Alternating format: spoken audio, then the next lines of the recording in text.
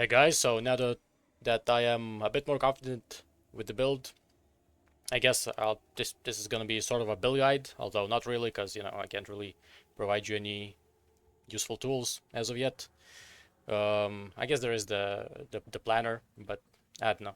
I think the tree is the least important part. I think a lot of the builds can work with many different trees, as they are right now. It's more of about the actual links of the skills and well the weapon choice, I guess, in this specific scenario.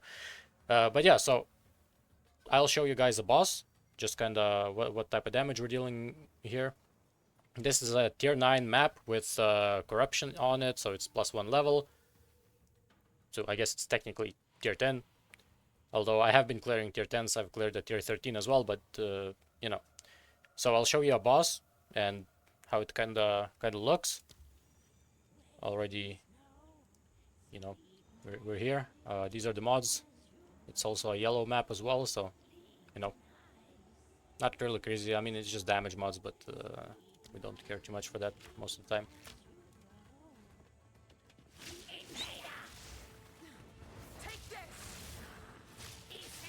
So first you set your things up, then you shoot. You use your. Never mind, she's dead. My rain of arrows didn't even complete.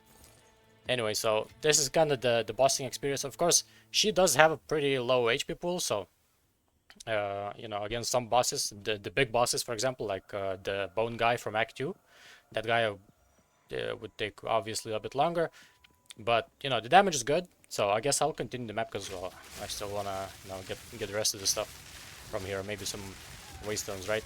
I'm kind of running low on waystones yet again, so you can watch me clear the map or die, whichever comes first. The mapping part is a little bit weird, right? Because it's a little bit like Toxic Rain. I think I've said this already in the previous video. But if you enjoy that kind of playstyle, a little bit more methodical, I guess, this might be up your alley. This is kind of how it goes. You deal no damage without rods. All your damage is rods, as well. This is a lightning rod build, I guess. So you shoot the rods, then you shoot them with lightning arrow. Oh, an exalt, nice.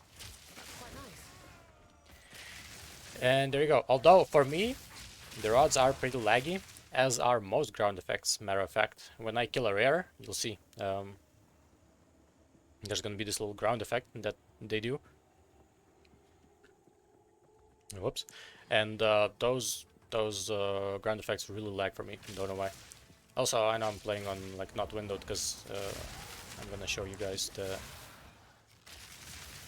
thing as well. Video. I just want to clear the map or die, whichever comes first. It's fine. Hopefully we see the rare soon. It is a pretty large map though.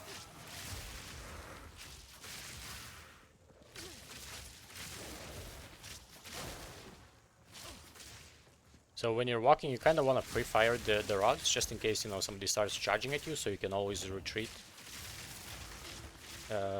Retreat and start shooting. One problem with the build, maybe not the build, just probably the evasion characters in general, I think, is that you really have to watch out for those ground attacks. Anything, for example, the Doed Rays do. Slam attacks, or well, just in general, anything that hits the ground and not you, or they're not projectiles, you can't really evade that. So you have to be really careful around those. There's been cases where a white mob insta kills me, so that's fun. Take this.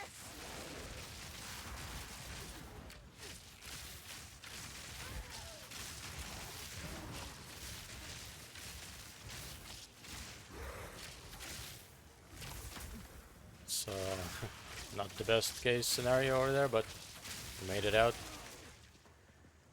The rares can be scary, although I will be speccing into rares because rares are the biggest money as far as I can tell, so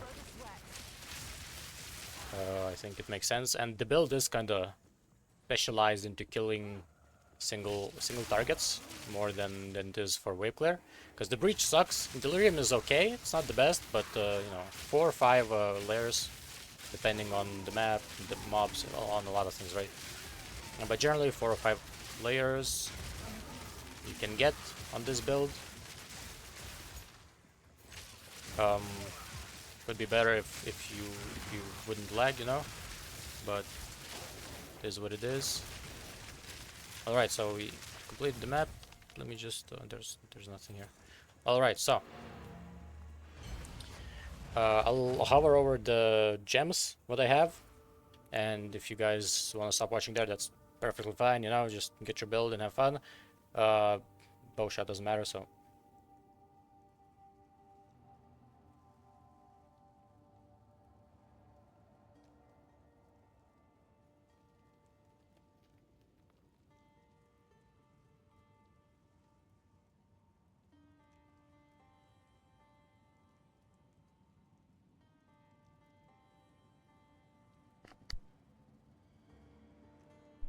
So the bow attack itself, I don't really use much. I just socketed here gems that I think might be useful in the future, but probably not.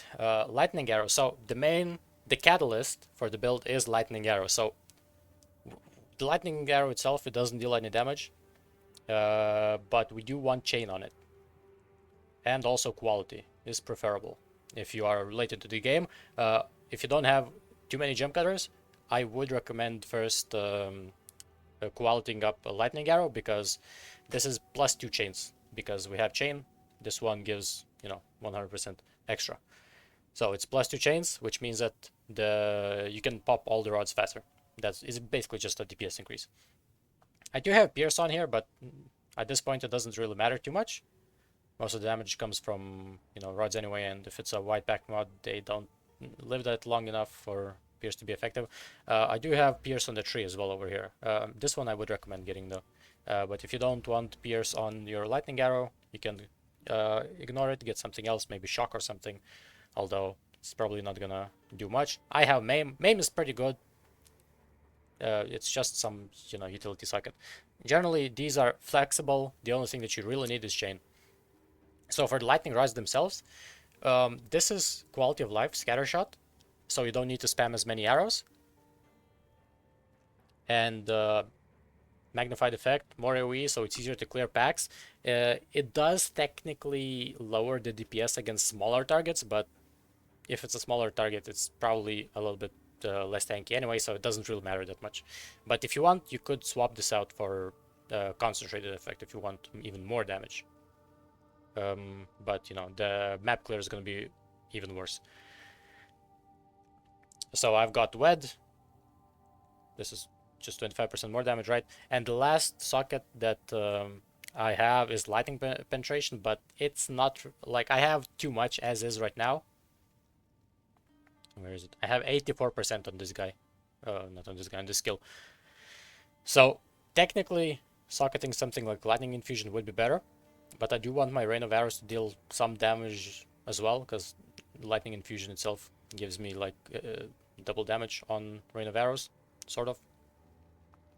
But yeah, if you can find something better than this, go ahead. Or if you don't have as much penetration on the tree, feel free to, you know, keep this one.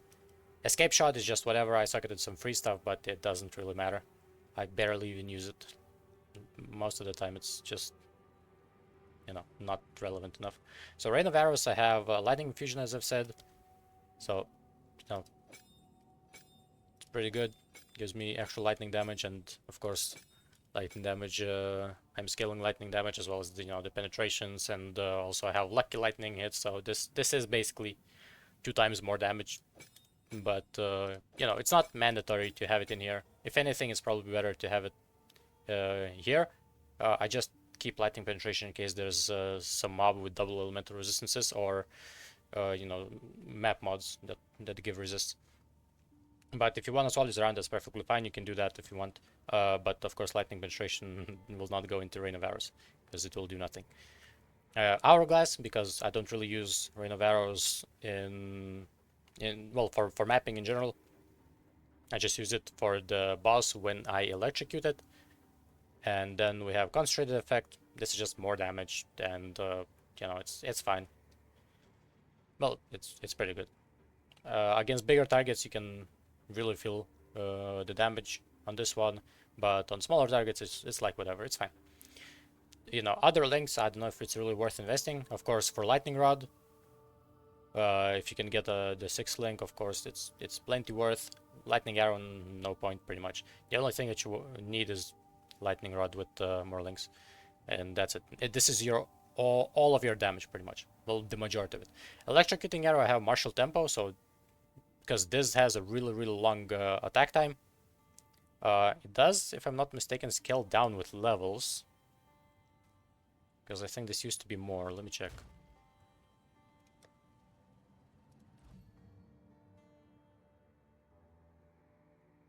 Use electrocuting arrow. Use Guess not. Anyway, or maybe they buffed it.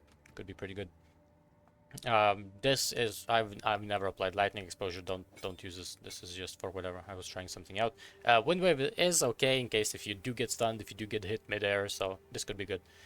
Now I do have combat frenzy. This is kind of what allows my lightning. Sorry, my rain of arrows to deal more damage, because it can use a frenzy charge. So whenever I electrocute or freeze, I guess, but I don't really do that, I get a frenzy charge, and that's pretty much when I instantly use rain of arrows, and I have this 50% chance to get 2 instead of 1. So you know, tornado shot. Now tornado shot I have linked with persistence and overabundance, because, well, you can hit both tornadoes. Both of them, as you can see, both of them spit out more projectiles, and this does improve our DPS significantly. Before you get tornado shot, the DPS is kinda against single target, but once you do get tornado shot, the damage is very good. And lastly, I have wind dancer. I have pin in here, but this I've never pinned anyone. Needs more build up, so don't use this. So basically, these are the gems. Now for the combo, I think it's pretty self-explanatory, right? If the boss has like some spawning time, you set up your lightning arrows. First thing that I generally do is use electrocuting arrow. Usually, if you time it right, you're gonna jump over his attack, and then after that you use tornado, and you try to hit as many tornadoes and the boss as you can. And once you do electrocute, which is generally pretty fast against map bosses, you use your rain of arrows where the boss is, and that's your burst, and that's your kinda whole gameplay. Now in the maps, you know, you can run and shoot if you want and just try to shoot backwards, but generally that's a little bit more dangerous, so most of the time I just walk forwards and just, you know, try to pre-shoot the arrows, and then when mobs come, I just try to explode them when they're on around the area, right? And that is basically it for the, well, for the build guide, I guess. Now I do wanna give you maybe some tips if you are struggling in the trial of the Sekhemas. I don't think anyone's really doing ultimatum, right? But I actually tried out ultimatum. I got to 10 rounds. It's not that bad, but I don't have the key fragments, and I've heard that Trial Master right now is bugged, so I couldn't really test that one out. But I did test out floor 4 Sekhemas, and let me tell you, it is not looking good. But yeah, so first, I guess the biggest tip, I don't really need to show you, to be honest, but I guess since I'm here, I will already. Biggest tip that I can give you guys is maybe farm up some relics and focus on honor resistance. That really helped me out, especially in the later ones. So as you can see, the last time I attempted, I didn't run a single other Sekhema trial other than attempting the fourth one. So I got honor resistance, honor restored, bosses take more damage, merchant prices, whatever, you know. Honor resistance, maximum honor. The rare monsters will reduce damage, honor resistance, maximum honor, and honor resistance and honor restored. So if you have a bunch of honor resistance, the trials are much less grueling. Granted, you know, I do have a bunch of slots unlocked, as you know, you need to do 3 if you want to have this many. Of course, there's 3 more, but good luck getting those, to be honest. But yeah, get honor resistance, honor restored, and you know, don't gamble with random stuff. If you've done a bunch of Sanctum in Path of Exile 1, you know how it works. If you don't, if you haven't really done too many Sanctums, then basically whenever there's a choice for getting a negative random for something positive, don't do that. Just always stick to something positive or neutral or something that doesn't affect you, right? So I think, you know, just try to get as least negative stuff as you can, and of course buy as many positive things as you can. That's about it. So last thing is the final boss of the floor 4 of the Sekhema trial. So this, actually, I don't think you guys can hear that, right? Let me just do this. Yeah. So this is grueling, but not for the reason that you might think. This boss is just very tanky. Mechanically, he's not hard, but his tankiness is pretty much on par with Uber's from Path of Exile 1. Look at the damage, look. Even the electrocute build-up, I can't even build up the electrocute. Of course, I'm lagging because I'm shooting arrows, but I just dealt 100k damage to him with most of the electrocuted rods, with most of the lightning rods popped. This guy has around 10 million health, and I had 50% more damage here and 30% reduced monster life. So, you know, he was even weaker. And as you can see now, he has a million health, so it's just a battle of attrition at this point. I ultimately ran out of mana pots, and well, I got hit by the last flying thing, and I just, you know, lost all my honor. But this boss is honestly not hard. At least maybe, you know, maybe he has another phase. I saw his second phase, quote unquote, or maybe just an attack that he uses once, not sure. But this boss does not seem too hard. It's just that his health bar is on par with Uber's from Path of Exile 1, basically. And I'm pretty sure he also has like 70% reduced damage taken. Because, you know, I deal 100k damage here when in maps the bosses have around like 1 million health and I just burst them, right?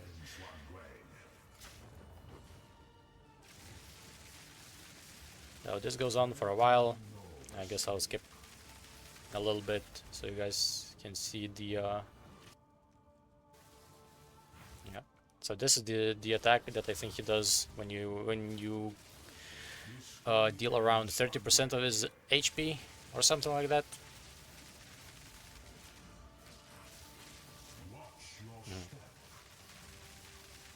Of course, I'm lagging as hell, but such is life. But basically, don't step into those. Now, you can't dodge those actually with iframes, because these are ground attacks, sadly. I don't know why, but you cannot dodge ground attacks with iframes, nor actually jumping over them, which is stupid if you ask me. But it is what it is, and I die. That is it. So the boss, you know, he's not mechanically hard. He just has a million HP. Well, 10 million actually, and well, I assume it's around that. And you know, it's kind of sad that it is that way, because this is gonna be a big wall for a lot of people, because you need to spend a lot of time to actually get to this point. And like my bow, I paid 60 exalts for this thing, and it's pretty good. Of course, the fizz is pretty low, right? Tier 2 and tier 4, but it still has like 66% of the total damage that it can have, so as like the best version of the bow that's possible, right? I guess the only thing that could be better is, instead of mana per killed, could be crit bonus damage or additional arrows. Although additional arrows at this point are not a damage multiplier to me, but a quality of life multiplier. You do want at least 2 arrows, solely, I should have mentioned this earlier, solely so you could, you know, hit both of the tornadoes.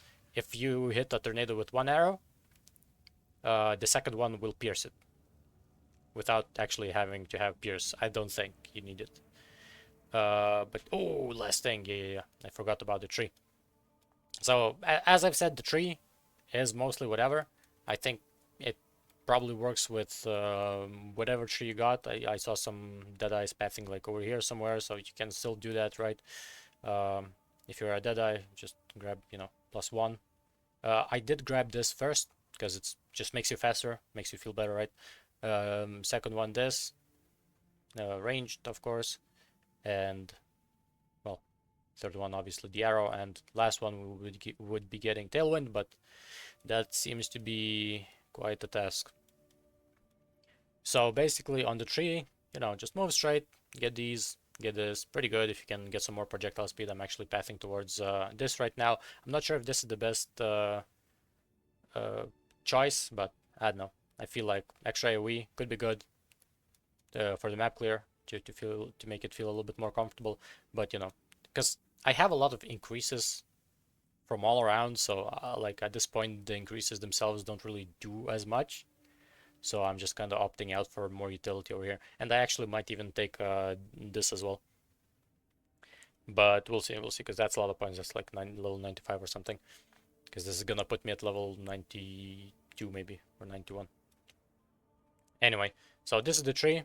If you want, you can look at it, but I think it's okay. It's like whatever. Can't really go wrong with the tree right now. I think whatever you have is probably fine.